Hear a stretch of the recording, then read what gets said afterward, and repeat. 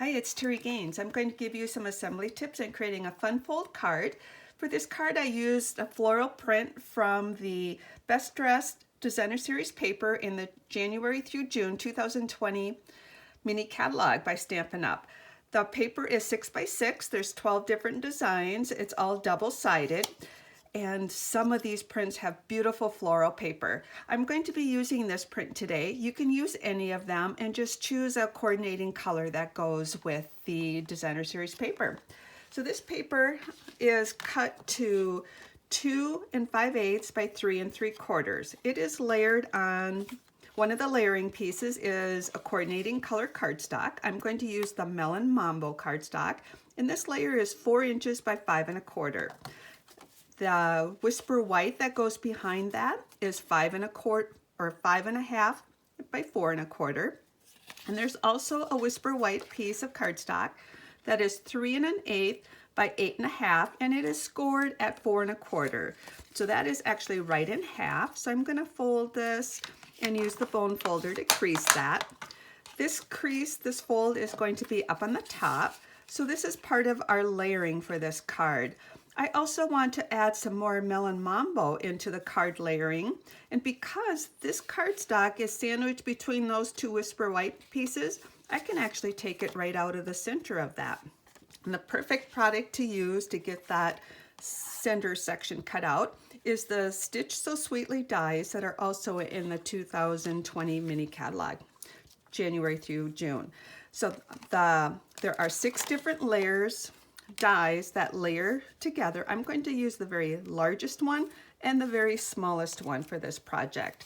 So what I'm going to do is center the large one right on this cardstock, and then I'm going to place the smaller one towards the bottom, leaving equal spacing all the way around it for my layering of my white cardstock on top of that. I'm going to run this through my die machine, and when I do that, I will get 3 pieces cut out. I will get the rectangle cut out along with this little piece. So what I'm going to do is then take this one and run it through the textured folder that's called Subtle. And it is a perfect when you just need a subtle image added to your cardstock. Place it in the folder, run that through the die machine, and you will add a subtle texture to this. So this is the first layer I'm going to assemble onto for creating the card for the assembly. So I'm going to use the Stampin' Up! Snail adhesive and apply adhesive to this frame piece, and then put this right on the Whisper White 4 1/4 by 5 1/2 postcard. I'm going to watch opposite corners to get good alignment, equal spacing on all sides, and then I'm going to adhere that down like so. And as I mentioned, this is going to be covering that piece up, so nobody's going to see that that section is missing. I'm going to go ahead and add the snail adhesive to the back of this. I might have already mentioned the top. The fold is going to be on the top for this design.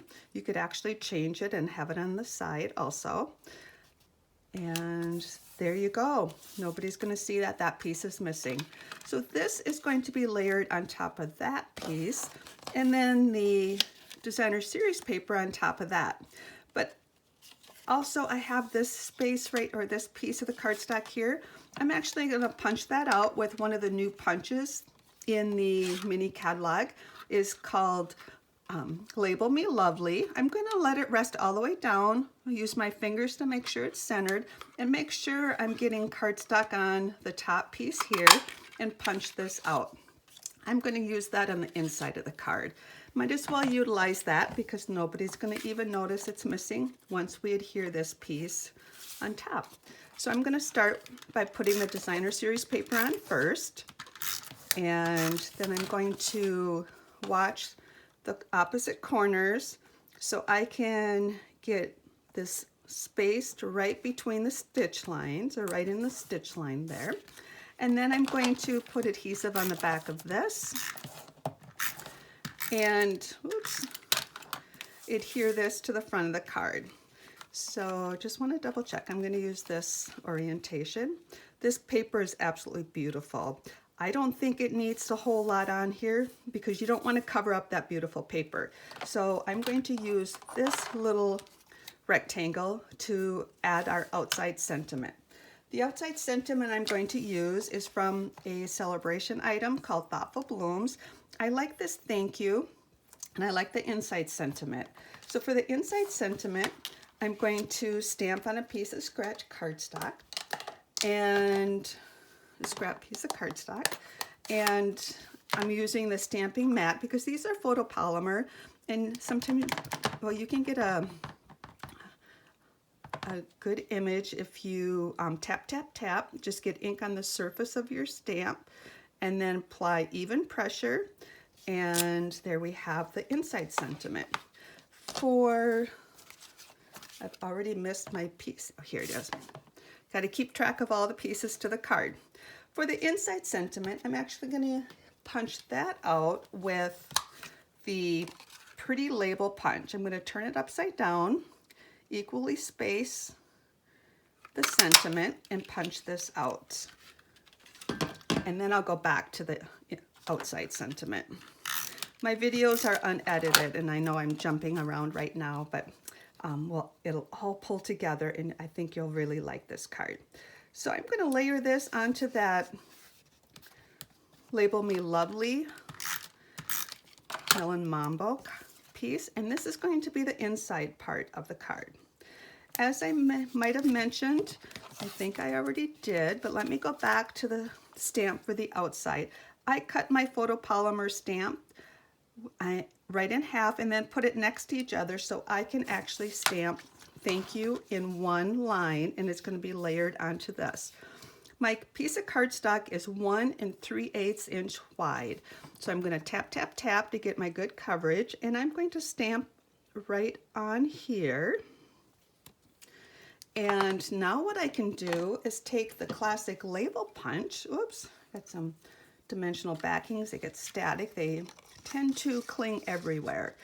Then I can bring my classic label punch in, stamp my thank you, and I'm going to use mini glue dots to attach this. You can use different adhesives. I'm just going to grab a couple of mini glue dots, bring the mini glue dot or the sentiment right to the mini glue dot. I'm trying to rush through, so I got to slow down a little bit. And then I can put that thank you right in here. So that works perfect if you have a 1 3/8 inch strip. I'm going to take a couple of dimensionals to put on the back of this, and that will pop up the sentiment.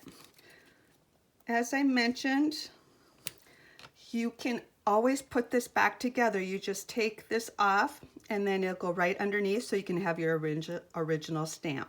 I don't know if you can tell that I put a little angle cut here. That allows me to use this like a puzzle piece to get those pieces lined up perfect, and I have my original sentiment. The last touch for this card is a ribbon. I'm going to use the 1/4 inch Whisper White crinkled seam binding. It's in the January through June 2000 mini catalog, and it is beautiful ribbon. Makes really nice bows. I like to leave my ribbon on the spool when I make my bows or tie my knots. That way I feel I waste less ribbon. And this will get attached with a mini glue dot. Just bring your mini glue dot or your ribbon right to your mini glue dot. It's important to tuck any exposed adhesive underneath. Use your take your pick tool and add your ribbon to the front of the card. And there we have a fun fold card using that beautiful designer series paper. If you found me via YouTube, look in the comment section for a direct link to my blog post where you'll find the supply list, measurements, and instructions for this project. There'll be a PDF tutorial you can download. I would love to have you subscribe to my YouTube channel. Just click the red box under the video. Thanks for stopping by, and I hope you enjoyed creating this project with me.